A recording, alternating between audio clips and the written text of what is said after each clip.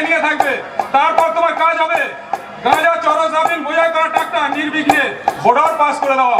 প্রয়োজনে 2 লাখ পরে পড়বে। Do you understand mister Reza? ঠিক আছে, আমার দায়িত্ব আমি পরে বুঝে নেব।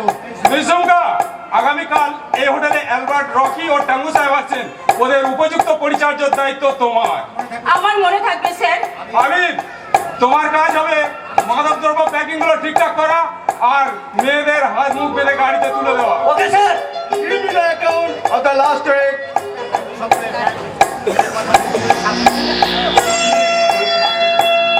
গত সপ্তাহে মেয়ে পাচার হয়েছে 7টি, প্রতি পিচ 80,000 টাকা।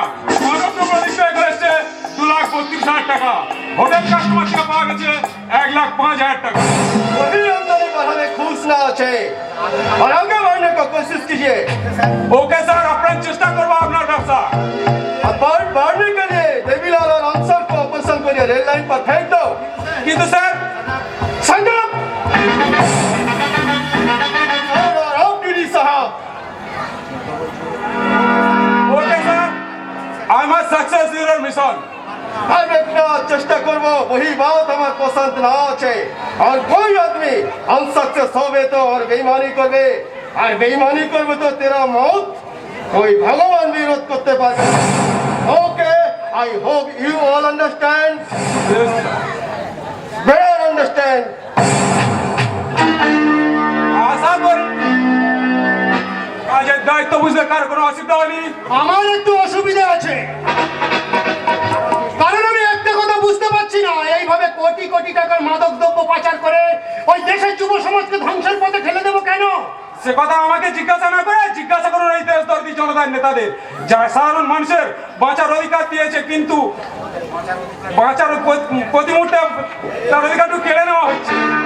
এর মতো ভাতে যখন ভাতের জন্য যখন মানুষ মুখে রক্ত উঠে মরে, তখন ওই ঠান্ডা ঘরে বসে নেতারা তদন্ত কমিশন গঠন করে দেশটাকে শোষণ করে আগামী 7 পুরুষের জন্য আখের গুছায়, আর আমরা বেকারত্বের জ্বালা বুকে নিয়ে পথের কুত্তার মতো ধুকতে ধুকতে মরি। তাহলে আমরা এই কাজ করলে অন্যায় হবে কেন? আরে বাবা ঠিক আছে ঠিক আছে, তাই বলে একটা মেয়ে হয়ে আর একটা মেয়েকে এগুলো বিক্রয় করে পয়সা উপার্জন করতে হবে মিস্টার রাজা। উপযুক্ত দাম দিলে ও তোমার কাছেও বিকে যেতে পারে, তাই না বলে সুন্দর রানী? মিস্টার ম্যানেজার বাবু, মনে রাখবেন ঝুমকা হোটেলের ডান্সার হতে পারে, কিন্তু সে দেহ শরীরই নয়।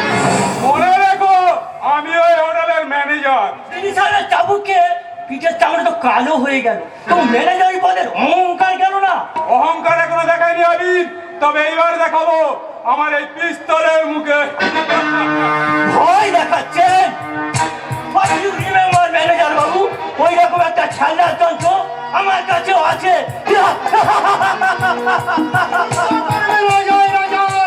আর প্রাণ দেবে পূজা, তাই কখনো হয়? তাই তোদের দুজনের যুদ্ধের সাহস আমি দেখিয়ে দিলাম। ম্যানেজার বাবু, এবার প্রাণ বাঁচানোর জন্য এবার নাচতে গাইতে শুরু করে দিন। হে মোগরা মোগরা मैं उड़ती चली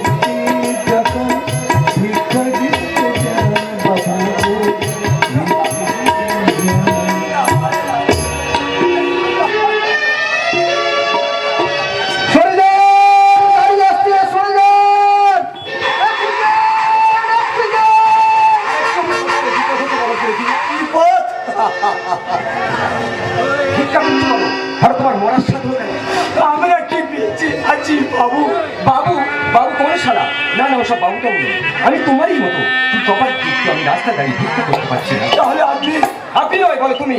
আমার নাম বাদশা। বাদশা? নামে যদি বাদশা, তাহলে কর্মে কেন তুমি ভিখারি? আমার এই প্রশ্নের উত্তর দেবে এদেশের ক্ষমতাবান উচ্চ অধিষ্ঠিত সামান্য ব্যক্তিবর্গ যারা আমাদের শিক্ষার অধিকার দিয়েছে কিন্তু দেয়নি কাজের সন্ধান। তাই তো আমার মতোই রাজা বাদশা সম্রাট আজ ক্ষমতাবাদী রাজনৈতিক দাদাদের বিনা মাইনের চাকর। না বাদশা ভাই, তুমি মহান। ওসব কথা বাদ দিয়ে বলো তুমি কে, তোমার বাড়ি কোথায়? আমার বাড়ি সোনারপুর গ্রামে। আমার নাম আকাশ। আকাশ? কারা ছিল নাম পদ্মলোচন। তারপর আমার বাবার ভীষণ অসুখ, ওষুধ পণ্য জোগাড় করতে তাই শহরে এসেছো ভিক্ষা করতে। কিন্তু এই ভিক্ষার টাকায় তোমার বাবার চিকিৎসা হবে তো? হবে না বলছো? আমি তো ভাবলাম বিরাট কিছু পেয়ে যাবে, কিন্তু এই নিষ্ঠুর শহরে অপজ্ঞার উপাস ছাড়া আর কি পাবে? বাচ্চা ভাই, আমি কি করবো? আমি যে মায়ের কান্না আমি সহ্য করতে পারছি না। তোমার মনের অবস্থা আমি বুঝতে পারছি, কিন্তু কি করবে বলো? কোনো ক্রমে যদি ওই গাড়িটাকে ধরতে পারতাম। তোরা কি করবি? ক্ষতিপূরণ নাকি মুন্ডু ভাত? না ভাইজান, আমি শুধু তার কাছে জানতে চাইবো যে মানুষের জীবন নিয়ে ছিনিমিনি খেলার অধিকার তাকে কে দিয়েছে। যেটা তো লাভ। তার আগে বলো তুমি ওই গাড়ির চালককে তুমি চেনো? খুব ভালো করে চিনি, কিন্তু আমি তোকে বলবো না। কিন্তু কেন বলবে না? আরে বললেই তো তুই তো বাড়ি থেকে ঝামেলা করবি। না ভাইজান, আমি তোমার পা ছুঁয়ে কথা দিচ্ছি কোনো ঝামেলা হবে না। তুমি শুধু বলো ওই গাড়ির চালক বা মালিক কি। গাড়ির মালিক স্বঘোষিত কলির ভগবান দেবদত্ত ঘোষাল, আর চালক তারই মেয়ে মিস এলিনা ঘোষাল। সম্রাট ভাই আপনি? কনগ্রাচুলেশন ভাই, কনগ্রাচুলেশন। জীবনের ঝুঁকি নিয়ে ছেলেটাকে বাঁচানোর জন্য তোমাকে অশেষ অশেষ ধন্যবাদ। শুধু ও কথা ভাবলে হবে সম্রাট, এই পেটের চিন্তাও তো করতে হবে। তাছাড়া আমাদের মতো এই সমাজের জঞ্জালগুলোকে বাঁচে রেখে লাভ কি দাদা? তাই যদি হয় তাহলে তুমি ভিক্ষা করতে বেরিয়েছো কেন? আমার অসুস্থ বাবা মা। দ্বিতীয়বার আমার সামনে ওই মা বাবা শব্দটা উচ্চারণ করবে না। কিন্তু আমার যে ওই বাবা মা ছাড়া আর আমার কেউ নেই। তারাই আমার জীবনে পরিদাতা, বলির ভগবান। আর ওই বাবা মাই হলো আমার জীবনের মূর্তিবান অভিশাপ, যারা আমার জীবনটাকে ঢেকে দিয়েছে নিকশ কালো অন্ধকারে, আর কপালে সেটা দিয়েছে বেজন্মা তকমা। যা আমাকে সারাটা জীবন বয়ে বেড়াতে হবে। না সম্রাট, উপরে তোমার ভগবান আর আমার আল্লাহ বলে যদি কেউ থাকেন, একদিন তোমার এই মহত্বের দামটাকে দিতে হবে সম্রাট। সম্রাট ভাই, আকাশ তোমার কাছে রইল। আমি চললাম কলির ভগবান ঘোষালের বাড়িতে। দাঁড়া বাচ্চা, জান না, তুই কথা শোন, তুই কথা শোন। বাধা দিও না, পিছু দেখো না। পিছু হটতে দিয়ে আজ আমাদের দেয়ালে পিঠ থেকে গেছে। তাই তো এখন ওদের বুঝিয়ে দেওয়ার সময় এসেছে। ওই অত্যাচারী দল এই নির্পীড়িত গণদেবতায় যাচ্ছে। এ তুমি কি করলে সম্রাট? ওকে তুমি গাড়ি মারি কেন, মরলে কেন? ইয়ং ছেলে দীপ্ত সূর্যের মতো জ্বলে উঠে প্রতিবাদ করবে বই কি? তুমি তো জানো সম্রাট, আব্বা যখন কুমড়ো যাওয়ার পর আমি নিজে লেখাপড়া না শিখে লেবার কেটে লেখাপড়া শিখেছি। ওর যদি কোনো বিপদ হয়ে যায়।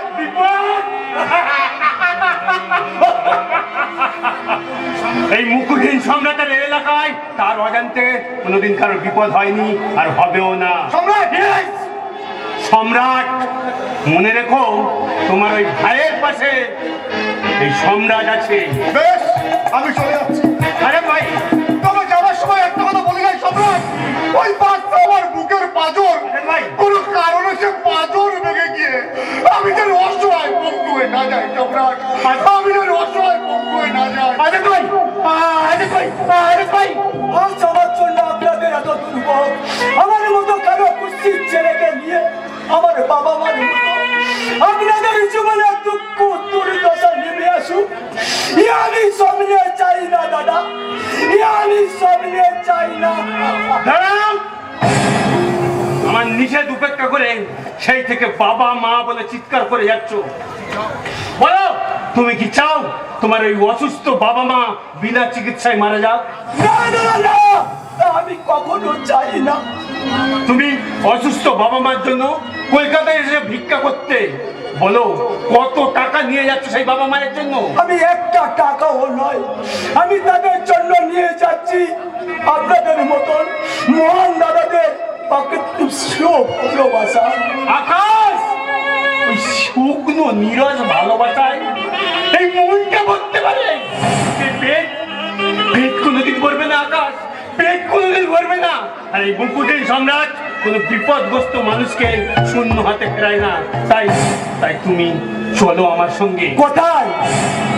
আপাতত আমার ঠিকানায়। হ্যাঁ যাব, এই নিষ্পান ইট কাঠ পাথরের শহরে। আকাশ, তুমি তো আমার ভাই, দাদা, বন্ধু, সব কিছু। আকাশ, আকাশ! এই পথেই জীবন, এই পথেই মরণ আমাদের, সব কিছু পথের বুকে। এই পথেই জীবন, এই পথেই মরণ আমাদের, সব কিছু পথের বুকে। ঘরের স্বপ্নটাই আমাদের দেখে গেছে, এই পথেই জীবন, এই পথেই